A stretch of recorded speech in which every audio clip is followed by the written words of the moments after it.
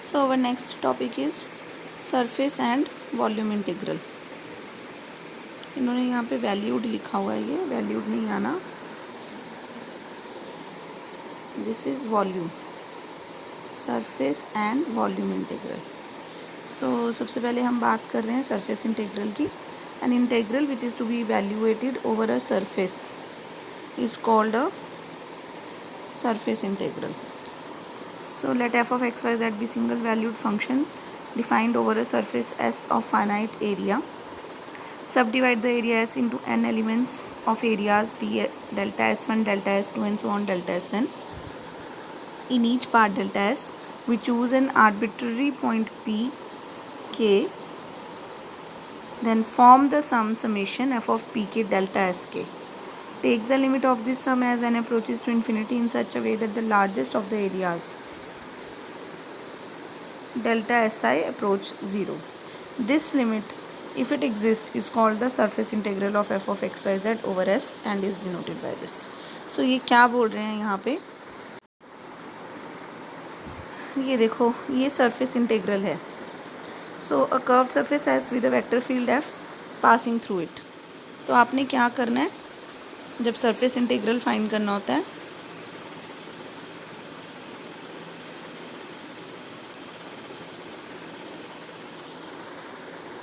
So this is a surface. इसको ऐसे आपने इनफाइनाइटली मैनी पार्ट्स में देखो डिवाइड कर दिया ना. ये सेकेंडली आपको याद रखना है कि ये कर्व्ड सरफेस है, फ्लैट सरफेस नहीं है, ठीक है. So curved surface S with a vector field F, ये वेक्टर फील्ड एफ डिफाइंड है, passing through it. The red arrows represent the magnitude and direction of the field at various points on the surface. So surface is divided into small patches ds, which is given by du dv by a parameterization of the surface. So the flux through each patch is equal to the normal component of the field. तो ये जो vector field है इसका हमने normal component लेना है, that is component of this vector along normal to the surface. So fn x will be equal to f of x cos theta at the patches location x. ये देखो, the flux through each patch is equal to the normal component of the field fn x at the patch location x multiplied by the area ds. The normal component is equal to the dot product f of x with the unit normal vector n of x. The total flux through the surface is founded by adding up f dot n ds for each portion. So her portion में ये जो हमने infinitely divide किया था, जो आपको ये rectangles दिख रहे हैं इस सरफेस के ऊपर, तो जो ब्लू एरोज हैं, those blue arrows are representing the normal to the surface and red arrows are representing the vector function f. So आपने क्या करना है, हमने बोलना है वेक्टर फंक्शन f और नॉर्मल टू द सरफेस के बीच में अगर थीटा एंगल है तो f n x is equal to f of x cos theta. So f dot N D s को जब हम लेंगे limit as patches become infinitely small, so हमारे पास आ जाता है surface integral F dot N D S over the integration S. So this is known as the surface integral. So I hope this is clear to you. So यहाँ पे भी वही सारा कुछ एक्सप्लेन किया हुआ है. तो आपने आर्टिकल 7 को फ्लक्स अक्रॉस द सरफेस भी बोलते हैं सरफेस इंटीग्रल को. Just give it a reading. So जब आप रीडिंग दोगे तो हमने ये देखा कि सरफेस इंटीग्रल हमारा जो है वो f dot N D s के इक्वल आ जाता है. So this is known as the surface integral. Now इसमें डी एस को हम लिख सकते हैं d y d z plus d z d x plus d x d phi. So where dy dz are the orthogonal projection of s on the coordinate planes. So अब होता क्या है, आप जब double integration f dot N D s करते हो तो कई बार आपके पास यहाँ पे आपको डबल इंटीग्रेशन करनी है. सो डबल इंटीग्रेशन करनी है, लेकिन आपके पास आप देखो जो इसमें जो सरफेस है वो कर्व्ड सरफेस है. सो जिसकी वजह से आपके पास z भी आता है आंसर में. फॉर एग्ज़ाम्पल हम एग्जाम्पल नंबर 2 देखते हैं.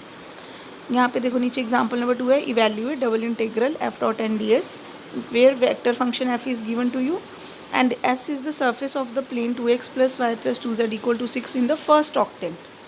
सो फर्स्ट ऑक्टेंट में प्लेन, आप इमेजिन करो आपके पास 3D स्पेस है, x axis, y axis, z axis.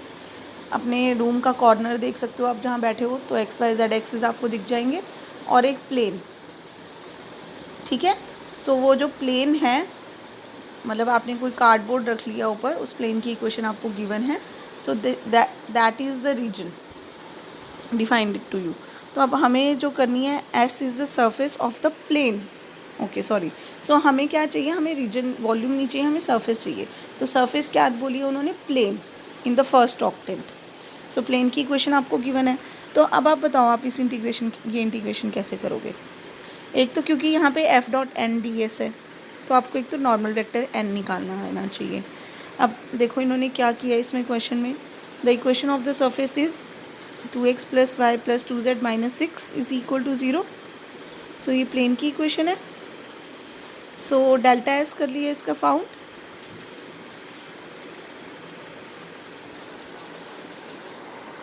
ये डेल्टा एस आ जाएगा।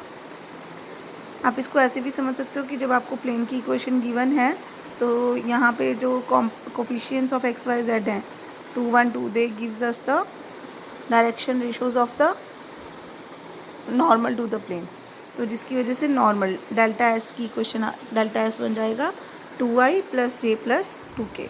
अब क्योंकि हमें यूनिट नॉर्मल वेक्टर चाहिए होता है, सो यूनिट नॉर्मल वेक्टर के लिए हम डेल्टा एस का मैग्नीट्यूड निकाल के डिवाइड कर देंगे। तो ये एन मिल गया हमें unit vector normal to the surface S at the point X Y Z which is equal to delta S divided by its magnitude. So ये यूनिट नॉर्मल एन की वैल्यू आ गई। अब ये वेक्टर एफ आपको क्वेश्चन में given था। So this is vector N, F dot N, dot product किया इसके साथ, तो ये आंसर आ गया। सो अब आपने क्या करना है, आपने इसकी इंटीग्रेशन करनी है 2/3 y square, 2/3 y square plus 4/3 y z की इंटीग्रेशन करनी है आपने ओवर द सरफेस एस। और एस जो सरफेस है वो ये है 2x plus y plus 2z minus 6।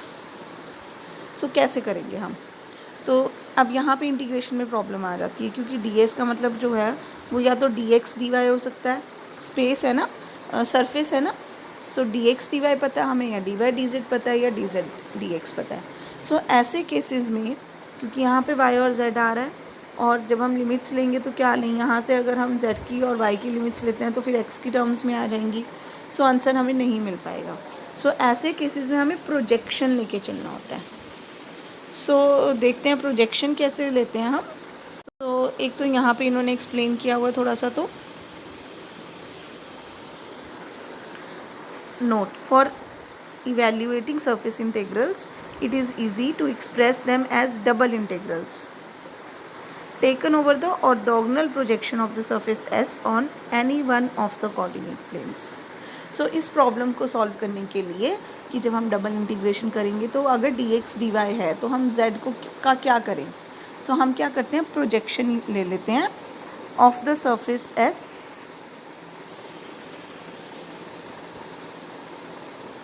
to express them as double integral taken over the orthogonal projection of the surface S on one of the coordinate planes। तो आपको जो भी सरफेस गिवन है आपने उसकी प्रोजेक्शन किसी भी एक कोऑर्डिनेट प्लेन पे ले लेनी है। ध्यान क्या रखना है, but this is possible only if x is line perpendicular to the coordinate plane chosen meets the surface in not more than 1 point. अब जैसे देखो, सपोज़ करो, मैं सपोज़ कर लेती हूँ कि ये मुझे एक सरफेस गिवन थी, ये सर्कल, और मैं इस सर्कल की प्रोजेक्शन लेना चाहती हूँ ऑन जेड एक्स प्लेन। सो अगर मैं जेड एक्स प्लेन के परपेंडिकुलर एक लाइन ड्रॉप करती हूँ तो वो इस सरफेस से एक ही पॉइंट से निकल रही है, ठीक है। ऑन द अदर हैंड अगर मैं सोचती कि मुझे इस सरफेस की प्रोजेक्शन लेनी है on the y z plane, तो वाई जेड प्लेन के परपेंडिकुलर लाइन ऐसे आएगी, और ये जो वाई जेड प्लेन के परपेंडिकुलर लाइन है ये हमारी सरफेस को 2 बार टच कर रही है, यहाँ पे भी और यहाँ पे भी कट कर रही है। सिमिलरली अगर मैं एक्स वाई प्लेन ले लेती तभी ये सेम प्रॉब्लम मेरे को मिलती। सो दे आर सेइंग कि जब हमने प्रोजेक्शन लेनी होती है तो if x is line perpendicular to the coordinate plane chosen meets the surface it not more than 1 point. So हमें प्रोजेक्शन लेनी है वो किस प्लेन पे लेनी है, ये हम ऐसे डिसाइड करते हैं कि जब हम जिस प्लेन पे प्रोजेक्शन ले रहे हैं उस प्लेन के परपेंडिकुलर अगर हम कोई लाइन ड्रॉ कर रहे हैं तो वो लाइन हमारी गिवन सरफेस को सिर्फ एक ही पॉइंट पे टच करनी चाहिए, नॉट मोर देन 1 पॉइंट। सो यहाँ से देखो मैंने एक एग्जांपल लिया है। अगर आप ये लेते हो, ये एक सरफेस इन्होंने ये ब्लू लाइन से इंडिकेट की है सरफेस। सो ये ब्लू लाइन से सरफेस लेके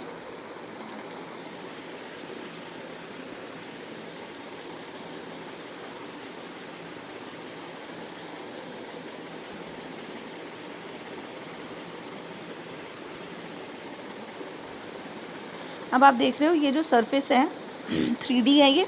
अब इसकी प्रोजेक्शन, इस सरफेस की प्रोजेक्शन अगर मैं लेती हूँ on the YZ plane, so YZ plane मेरा इधर ऐसे बन रहा है। सो YZ प्लेन के परपेंडिकुलर अगर मैं लाइन ड्रॉ करती हूँ तो आपने देखना है कि क्या वो इस सरफेस को एक पॉइंट पे टच कर रही है या एक से ज़्यादा पे टच कर रही है। ठीक है। सो यहाँ पे देखो YZ के प्लेन के परपेंडिकुलर अगर मैं लूँगी तो वो सरफेस के ओरिएंटेशन पे डिपेंड कर रहा है, तो बहुत क्लियर नहीं हो पा रहा मुझे भी देख के कि एक पे कट करेगा या नहीं करेगा। सो यहाँ से आप ये देखो प्रोजेक्शन लेते कैसे, क्या मतलब होता है प्रोजेक्शन का। इन्होंने लिया है projection on the XY plane. So ये XY प्लेन है। नाउ क्लियरली अगर मैं XY प्लेन के परपेंडिकुलर एक लाइन ड्रॉ कर रही हूँ तो वो क्लियरली इस सरफेस को सिर्फ किसी एक पॉइंट पे टच कर रही है। तो यानी कि प्रोजेक्शन कैसे आ गई आपके पास, ये जो सरफेस ऐसे है इसकी प्रोजेक्शन उन्होंने निकाल के दिखाई है। On the XY plane projection is represented by the region D। ये जो D रीजन इन्होंने कलर किया है। So this region D is the projection of the surface S। So now let us come back to this example. अब हम देखते हैं हम प्रोजेक्शन निकालते कैसे हैं। तो F.NDS हमने कर लिया, हमें सरफेस S गिवन थी, आपने देखा डेल्टा S निकाला, उसका मैग्नीट्यूड लिया, डिवाइड करके यूनिट नॉर्मल वेक्टर है N आ गया, F.N लेके ये आंसर आ गया मेरे पास। Now let R be the projection of the surface on XY plane, then DS projection is found by. तो अब जैसे अगर हम प्रोजेक्शन XY प्लेन पे निकाल रहे हैं यहाँ पे, तो projection on XY plane will be given by dx dy divided by N.K। ठीक है। सो यहाँ पे ds की जगह आ जाएगा dx dy divided by N.K। सो ये वेक्टर n है, इसका जब आप डॉट प्रोडक्ट k के साथ लोगे तो 2/3 आंसर आ जाएगा। तो डिनोमिनेटर में आ गया 2/3 and hence this surface integral can be represented as a simple double integral by using projection. अब हमारा यहाँ पे ओवर द सरफेस S से ओवर द रीजन R आ गया। अब ये जो रीजन R है ये फ्लैट सरफेस है। सो अब क्योंकि ये सिंपल 2 डिमेंशनल फिगर बन गई, जो आपने देखा था ना अभी जब हमने प्रोजेक्शन लिया था सरफेस S का, तो जो रीजन था वो रीजन D बन रहा था in the XY plane itself. So यहाँ पे अगर रीजन D है और हमने इसके ऊपर सिंपल इंटीग्रेशन करनी है, डबल इंटीग्रेशन, तो हमें लिमिट्स निकालने में कोई प्रॉब्लम नहीं होती।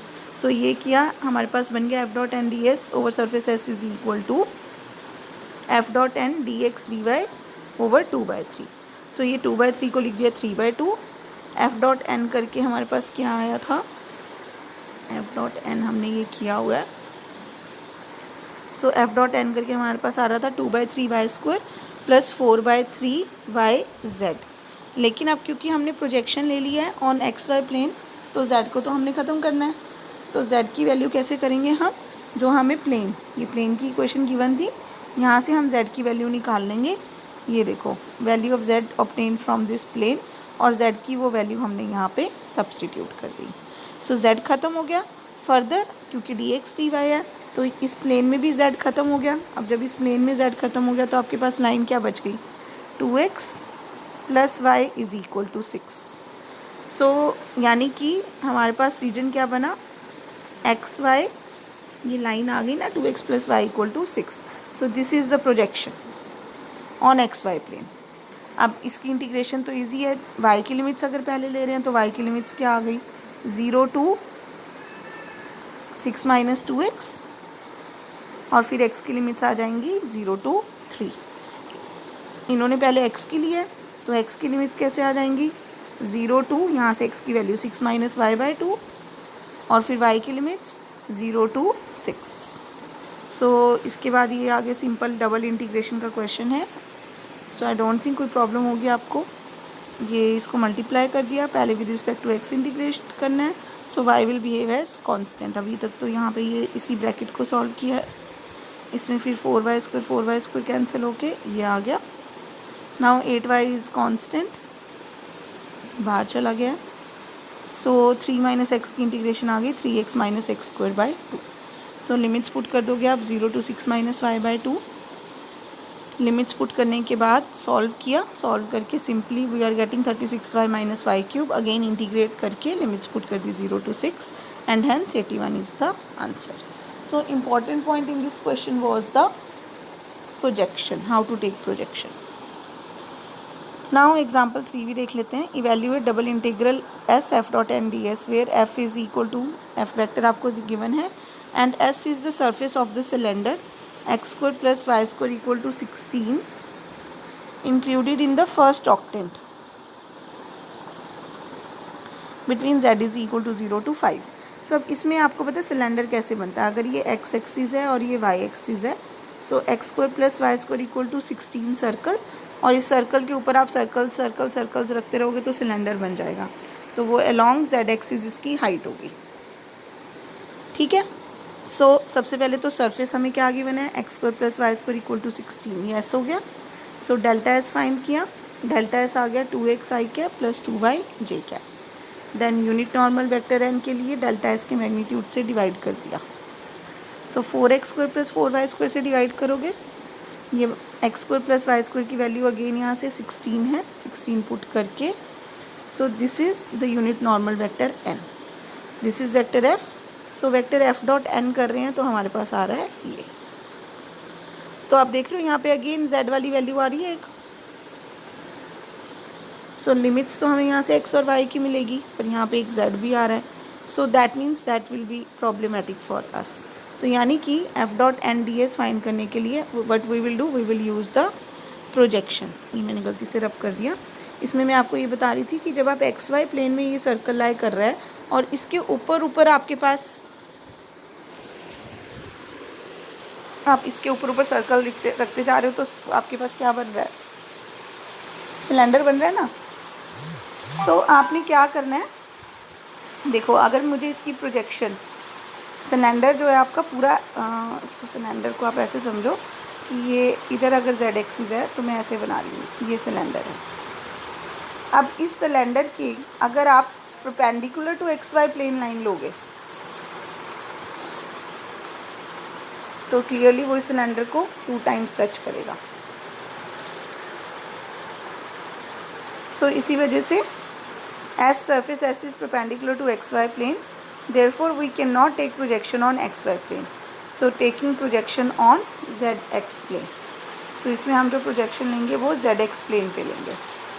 अब जेड एक्स प्लेन से अगर आप एक लाइन इसमें ड्रॉ करोगे तो वो डेफिनेटली आपके पास एक ही पॉइंट से पास करेगी।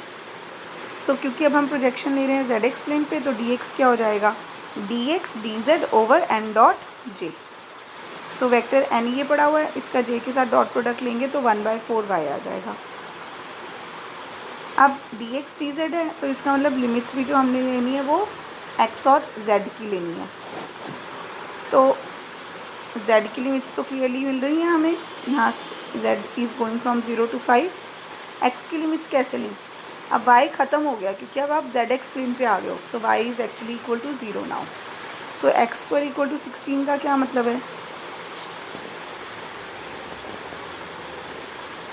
देखो सबसे पहले तो इन्होंने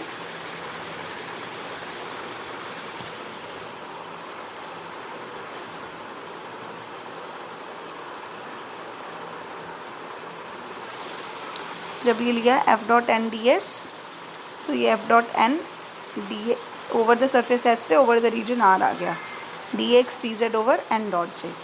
एन डॉट जे की वैल्यू थी 1/4y और ये एफ डॉट एन की value over the region R. So पहले तो ये इसी को सॉल्व कर रहे हैं, इसको सॉल्व करके फाइनली ये आ गया। अब लिमिट्स पुट करनी है तो z की limits simply 0 to 5 as given in the question, और सर्कल की लिमिट्स के लिए, सिलेंडर की लिमिट्स के लिए एक्स स्क्वायर इक्वल टू 16 का मतलब X is equal to +-4। But आपका ये जो सिलेंडर है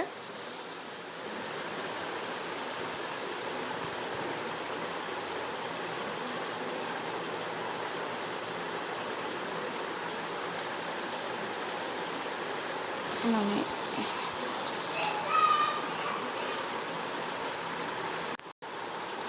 okay so I was thinking, ठीक है, यहाँ पे इन्होंने क्वेश्चन में बोला हुआ है that S is the surface of the cylinder included in the first octant only, ठीक है।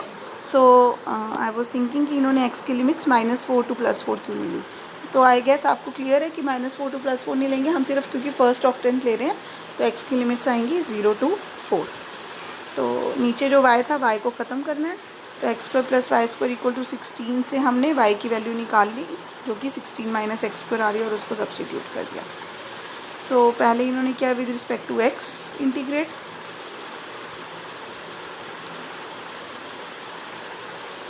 इसमें आपकी मर्ज़ी थी, आप पहले विद रिस्पेक्ट टू z भी कर सकते थे। सो कोई फ़र्क नहीं पड़ेगा आप इसमें पहले विद रिस्पेक्ट टू z करते हो या पहले विद रिस्पेक्ट टू x करते हो। सो इन्होंने क्या किया, पहले with respect to x integrate करने के लिए -2 से मल्टीप्लाई डिवाइड किया। सो ये बन गया -12z इंटू √16, ओके इंटीग्रेशन कर दी। 16 - x² इस पर -12 है तो इंटीग्रेट होकर हो जाएगा 16 - x² + ½ over half plus x की integration x²/2।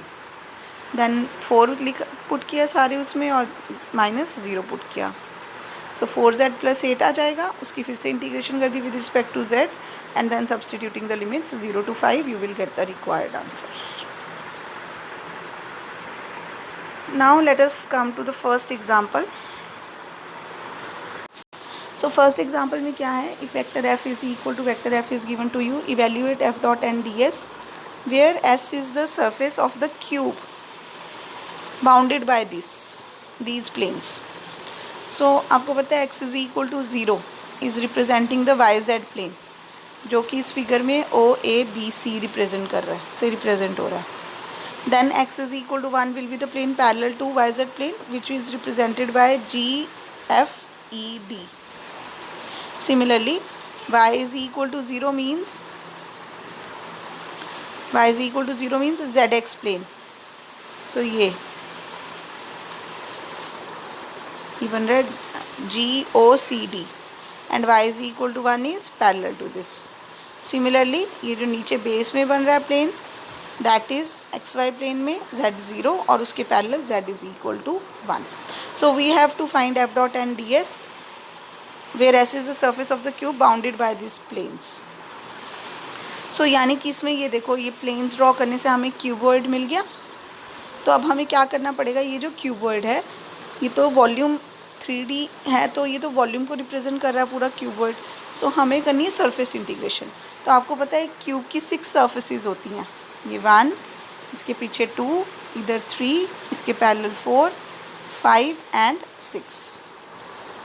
As you know, अगर आप एक रूम में बैठे हो तो वो रूम भी क्यूबॉइड ही है जिसमें आपका फ्लोर और आपकी सीलिंग दोस्त पे 2 surfaces हैं and the 4 walls are the other 4. So 4 + 2 is 6 surfaces. So ऐसे केसेस में हमें क्या करना होता है, we have to find integration f dot and ds over the surface S. तो हम हर एक प्लेन के ऊपर इंडिपेंडेंटली फाइंड करेंगे. अब देखो इन्होंने लिया सबसे पहले DEFG ये वाला प्लेन. सो इस प्लेन की इक्वेशन क्या है, क्योंकि ये YZ प्लेन के पैरेलल है, YZ प्लेन की इक्वेशन होती है x इज़ इक्वल टू 0. तो इस प्लेन की इक्वेशन है x इज़ इक्वल टू 1. तो अब अगर आप ये वाला प्लेन लेते हो तो यूनिट नॉर्मल वेक्टर क्या होगा इसका. सो इसका unit normal vector will be clearly parallel to x axis. और x एक्सिस में क्या होता है हमारा, आई कैप होती है ना, unit normal vector x axis का आई कैप होता है. सो इसका मतलब DEFG का भी यूनिट नॉर्मल वेक्टर हो जाएगा I cap. So vector n is equal to I cap, x is equal to 1. So ये वेक्टर f था, इसका डॉट प्रोडक्ट वेक्टर n के साथ आई कैप के साथ लोगे तो 4zx आ जाएगा सिंपल. देन x की वैल्यू है 1. सो x की वैल्यू 1 करके 4z dy dz. And then क्योंकि ये क्यूबॉइड बन रहा है जिसकी सारी edges are of unit length, तो x की लिमिट्स भी 0 to y और सॉरी x तो 1 हो गया, y की लिमिट्स भी 0 टू y और z की लिमिट्स भी 0 टू 1। दोबारा बोल रही हूँ मैं कि since this is a cuboid of unit length, तो x पूरे प्लेन जी एफ ई डी पे, इस पूरे प्लेन पे x इज़ इक्वल टू 1 है। सो y और z की प्लेन लिमिट्स लेनी है, तो y की लिमिट्स भी 0 टू 1 आएगी और z की लिमिट्स भी 0 टू 1 आएगी। अब इसके पैरेलल जो प्लेन है वो है ए बी सी ओ। इस प्लेन की इक्वेशन होती है x is equal to a, लेकिन जब आप इसमें यूनिट नॉर्मल वेक्टर फाइंड करोगे तो यूनिट नॉर्मल वेक्टर जो है वो आउटवर्ड होना चाहिए। तो देखो, जब हमारे पास जी एफ ई डी था तो यूनिट नॉर्मल वेक्टर इस साइड को बाहर आ रहा था। अब जब हम पिछले वाले प्लेन की बात कर रहे हैं ओ ए बी सी की, तो यूनिट नॉर्मल वेक्टर इस साइड को बाहर आएगा, तो ये ऑपोजिट टू एक्स एक्सिस हो गया।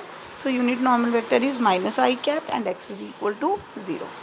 अगेन ये वेक्टर एफ है, इसका माइनस आई कैप के साथ यूनिट वेक्टर लोगे 4zx आ जाएगा। क्योंकि x 0 है तो x को 0 पुट करने से ये इंटेग्रल हो गया 0। अब हम नेक्स्ट प्लेन कौन सा ले लें? नेक्स्ट प्लेन से मैंने ले लिया ये जी ओ सी डी। अब ये Y X Z X plane है, तो इसमें y 0 है और यूनिट नॉर्मल वेक्टर क्या होगा इसका? देखो y तो इधर है और इसका यूनिट नॉर्मल वेक्टर इस साइड पे होगा, सो माइनस जे कैप। तो आपने क्या करना है, वेक्टर f के साथ माइनस जे कैप का यूनिट नॉर्मल वेक्टर जब आप लोगे तो आपके पास आ जाएगा y स्क्वायर। ठीक है, सो y 1 लिया, vector n is equal to vector j लिया।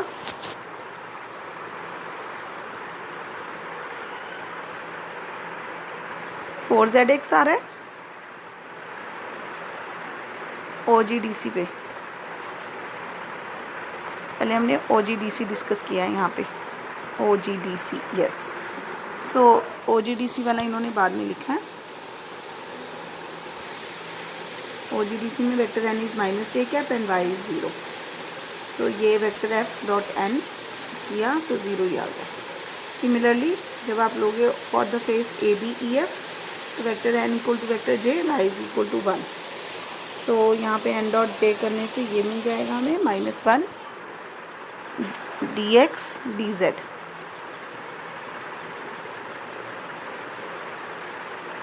सो जब आप इसका डॉट प्रोडक्ट लोगे जे के साथ इसका, तो -1 डी एक्स डी जेड आ गया।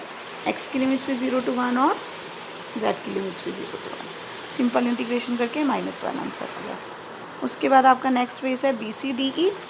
सो जिसमें कि जेड 1 है, वेक्टर एन के इक्वल होगा, और जब जेड 0 है तो वेक्टर एन माइनस के कैप के इक्वल होगा। सो सिंपल इंटीग्रेशन है, सॉल्व करके देख लेना।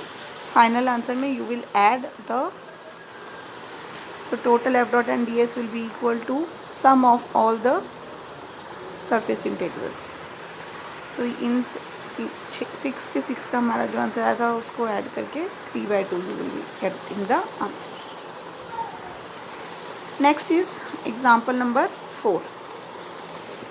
Example 4 बहुत easy है, वॉल्यूम इंटीग्रल है। Evaluate volume integral 2x + y dy where v is the region bounded by cylinder z is equal to 4 - x²। तो वॉल्यूम इंटीग्रल तो सिंपल ही हो जाएगा, इसमें आपको x y z की लिमिट्स पता ही है, इसमें तो सिंपल ही गिवन है। In fact planes x is equal to 0, y is equal to 0, x equal to 2, y is equal to 2 and z is equal to 0। So clearly z की limits हो गई 0 टू 4 - x²। उसके बाद y की limits ले लो, 0 to 2 आ रही है और x की लिमिट्स भी 0 टू 2 आ रही है। सो इसको सबसे पहले with respect to D Z कर दिया इंटीग्रेट, फिर z की जो भी लिमिट्स थी वो पुट कर दी। उसके बाद आप विद रिस्पेक्ट टू x या y, टोटली आपकी मर्ज़ी है। इन्होंने किया पहले with respect to z integrate करके अब ये लिमिट्स पुट कर रहे हैं। लिमिट्स पुट करने के बाद इनका जो आंसर आया उसको इन्होंने पहले with respect to x integrate किया, and then again limits put किए हैं और फिर जो आंसर आया उसको फिर से with respect to Y integrate किया है. So finally answer is 16 + 32/3 that is 80/3. So इसके साथ ही आपका सरफेस एंड वॉल्यूम इंटीग्रल वाला टॉपिक फिनिश हो गया. सो इसकी एक्सरसाइज आपने करनी है and will start with the next chapter.